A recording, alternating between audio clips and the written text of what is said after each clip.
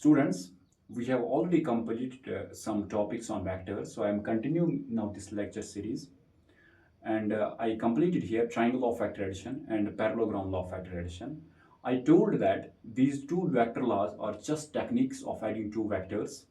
So we got the resultant if we have vector A, if we have vector B, and they are at an angle of theta, and the resultant of those two vectors will be r is equal to under root of a square plus b square plus 2ab cos of theta. Also, we can find the direction of this resultant vector r, and that will be given as theta is equal to tan inverse b sine theta divided by a plus b cos theta. So this was our resultant vector when we use a triangle law and parallelogram law of vector addition for finding the resultant of the two vectors.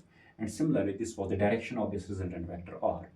Now today I am going to take that is Polygon law of vector addition. Polygon law of vector addition. This is also another technique of adding more than two vectors. So I will take vectors, suppose I will take vector A, B, C and D vector. I have to add these four vectors. So we have already studied that is general rule is here. I will take here vector A, but I will take this vector A parallel to itself. I will shift it so that it will not change in magnitude as well as in direction. Also, I will take vector B and I will put the tail of B on the head of A. So this will be our vector B. Similarly, I will take vector C. This is C vector. And now I will take this vector D. Okay. And I will close this figure by joining the tail of A with the head of D vector. So this closing side, that is R, here it will represent me the resultant of all these four vectors. So as per Polygon law, here R will be equal to A plus B vector plus C vector plus D vector. So this is the resultant of all these four vectors. So I can state here Polygon law of vector addition that if we are having vectors, they form the sides of a triangle.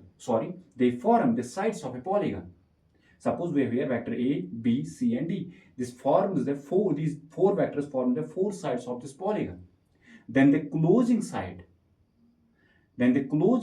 will give me the resultant of all these four vectors.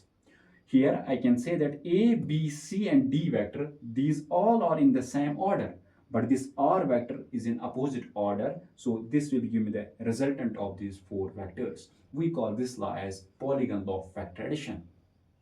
Now I will take a condition. We call that condition as a close-up condition or closing condition. Close-up condition. If I have vectors, suppose three vectors I will take. This is vector A, this is vector B, and this is vector C.